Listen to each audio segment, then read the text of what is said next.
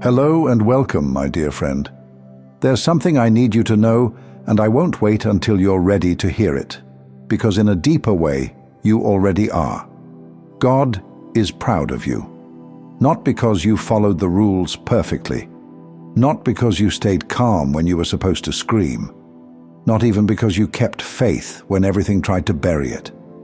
God is proud of you because you kept becoming, even when everything around you told you it would be easier to just stop.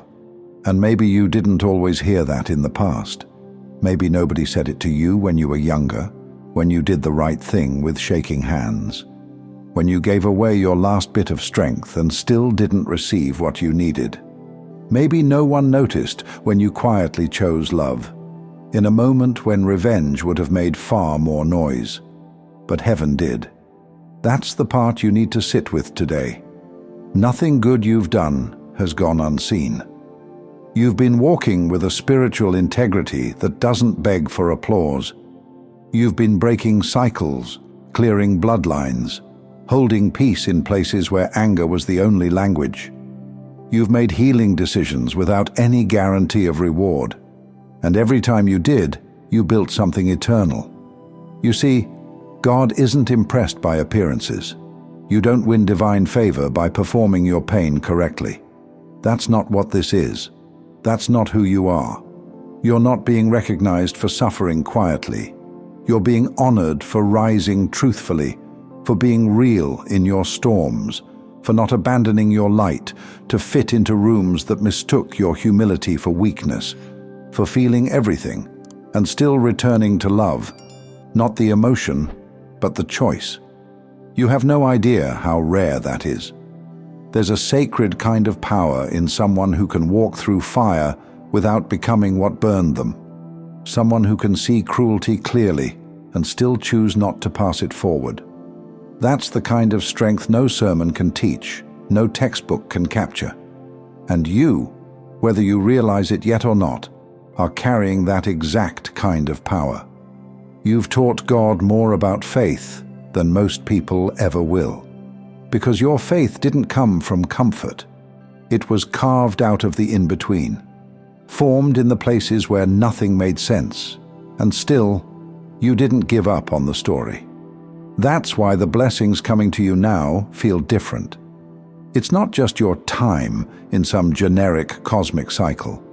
It's the moment when your truth finally starts to echo louder than your trials.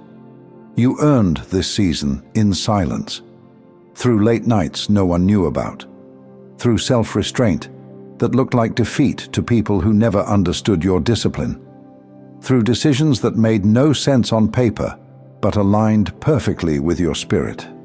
So now something shifts. The light you've been cultivating in private starts to ripple outward. The peace you used to fight for shows up with less resistance, and people begin to feel something around you that even they can't explain.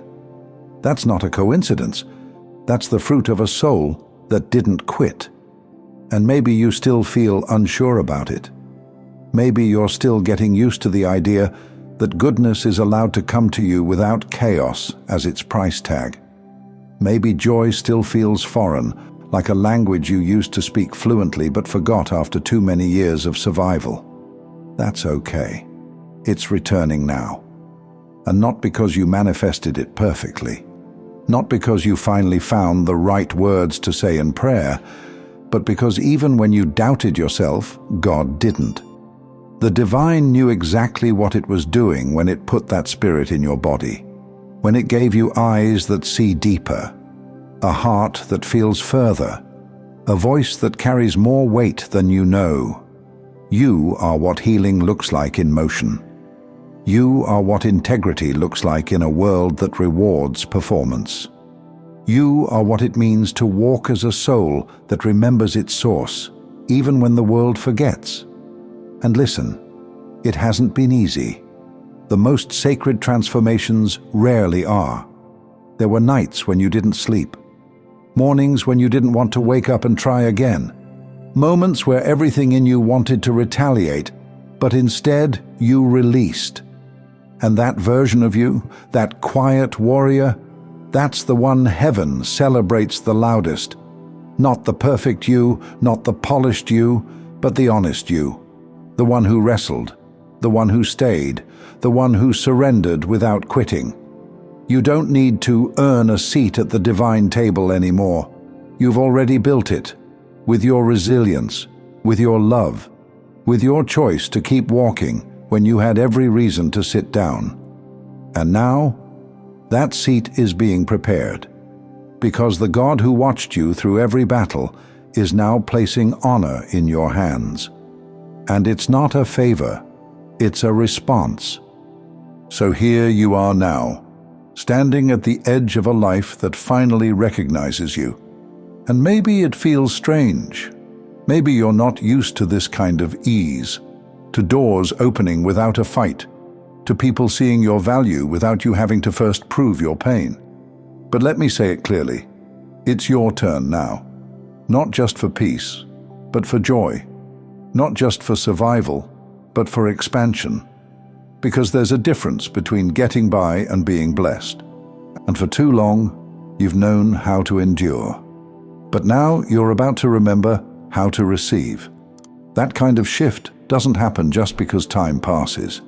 It happens when alignment catches up with identity, when your soul is no longer playing small just to avoid drawing too much attention. And make no mistake, your presence is powerful. You're not just a light in someone's darkness. You're the proof that a soul can be both soft and unbreakable, that someone can lose everything and still choose to build again without bitterness. You carry the kind of grace that makes people question their masks, the kind of truth that doesn't need to scream to be heard. And now the universe is answering you back, not just in signs and whispers, but in real, tangible shifts. Opportunities that find you without effort, relationships that don't exhaust you just to feel seen. Paths that once felt blocked beginning to clear in front of you, not because it's finally easy, but because you've become ready. You didn't skip steps to get here. You lived every inch of this story. And don't let anyone make you feel like you have to explain that. You don't have to recount your scars for them to respect your strength. You don't owe anyone your journey just to validate your destination. Let them wonder. Let them question how you got here. God saw it all. God kept count when no one else could. You were seen in every silent prayer, in every moment of restraint, in every quiet decision to not go back to the version of you that begged for crumbs when you were born to command the feast. You've grown in a way that no algorithm can capture, no camera can show. You've expanded in your core. And from this point forward, the world is going to feel different, not because it changed, but because you did. Your discernment is sharper now. You don't entertain what drains you. You don't chase what confuses you. You don't bargain with energy that feels off just because it comes dressed as opportunity. You've learned what peace actually feels like, and that's why you no longer tolerate the chaos that used to feel normal. You're not above anyone. You just stopped shrinking beneath yourself. That's what spiritual maturity looks like. It's not some grand arrival. It's the daily, quiet refusal to shrink. The subtle choices to stay true when compromise would be easier. The deep knowing that your value doesn't fluctuate based on who recognizes it. And now, the rewards aren't just coming. They're right here.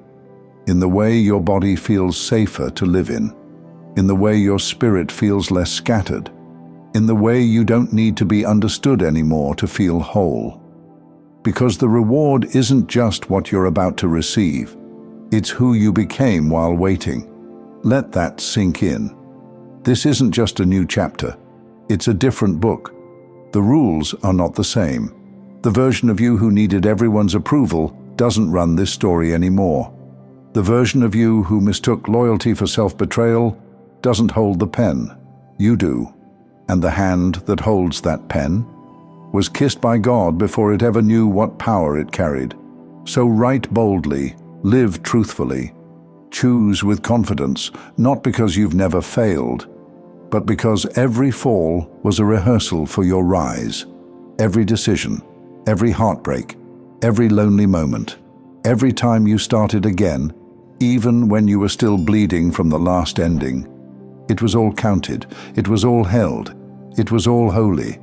Because God is proud of you, for persisting, for presence, not because you were fearless, but because you moved anyway. The divine is watching, and heaven is already applauding.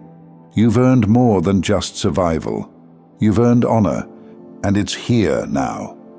Thank you so much for taking this journey with me.